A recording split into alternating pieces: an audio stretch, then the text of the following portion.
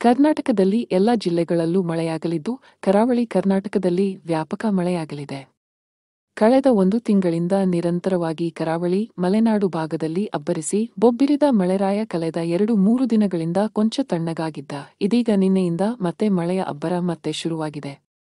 ಇಂದಿನಿಂದ ಕರಾವಳಿ ಜಿಲ್ಲೆಗಳಲ್ಲಿ ಭಾರೀ ಮಳೆಯಾಗಲಿದೆ ಎಂದು ಹವಾಮಾನ ಇಲಾಖೆ ಮುನ್ಸೂಚನೆ ನೀಡಿದೆ.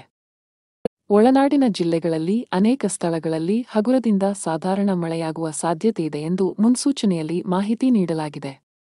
ಕರಾವಳಿಯ ಜಿಲ್ಲೆಗಳಲ್ಲಿ ಮತ್ತು ಒಳನಾಡಿನ ಜಿಲ್ಲೆಗಳಲ್ಲಿ ಕೆಲವು ಕಡೆಗಳಲ್ಲಿ ಹಗುರದಿಂದ ಸಾಧಾರಣ ಮಳೆಯಾಗುವ ಸಾಧ್ಯತೆಯಿದೆ. ಬೆಂಗಳೂರು ನಗರ ಮತ್ತು ಸುತ್ತಮುತ್ತ ಸ್ಥಳೀಯ ಮುನ್ಸೂಚನೆ ನೀಡಲಾಗಿದ್ದು, ಮುಂದಿನ 24 ಗಂಟೆಗಳ ಕಾಲ ಬೆಂಗಳೂರಿನಲ್ಲಿ ಸಾಮಾನ್ಯವಾಗಿ ಮೋಡ ಕವಿದ ಆಕಾಶ ಇರಲಿದೆ.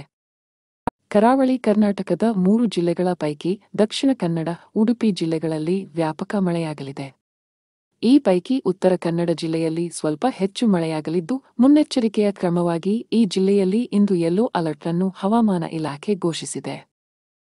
ಇನ್ನುಳಿದಂತೆ ಕರ್ನಾಟಕದ ಉತ್ತರ ಒಳನಾಡಿನ ಬಾಗಲಕೋಟೆ, ಬೀದರ್, ಬೆಳಗಾವಿ, ಧಾರವಾಡ, ಗದಗ, ಹಾವೇರಿ, ಕಲಬುರಗಿ, ಕೊಪ್ಪಳ, ರಾಯಚೂರು, ವಿಜಯಪುರ, ಯಾದಗಿರಿ ಜಿಲ್ಲೆಗಳ ಬಹುತೇಕ ಪ್ರದೇಶಗಳಲ್ಲಿ ಮಳೆಯಾಗಲಿದೆ. ಇದೇ ರೀತಿ ದಕ್ಷಿಣ ಒಳನಾಡಿನ ಹಾಸನ, ಬಳ್ಳಾರಿ, ಬೆಂಗಳೂರು ನಗರ, ಬೆಂಗಳೂರು ಗ್ರಾಮಾಂತರ, ದಾವಣಗೆರೆ, ಚಿತ್ರದುರ್ಗ, ಚಿಕ್ಕಬಳ್ಳಾಪುರ, ಚಾಮರಾಜನಗರ, ವಿಜಯನಗರ, ಮೈಸೂರು, ಮಂಡ್ಯ, ಕೋಲಾರ, ತುಮಕೂರು, ರಾಮನಗರ ಜಿಲ್ಲೆಗಳ ಹಲವೆಡೆ ಸಾಧಾರಣ ಮಳೆಯಾಗಲಿದೆ ಎಂದು ಹವಾಮಾನ ಇಲಾಖೆ ಹೇಳಿದೆ.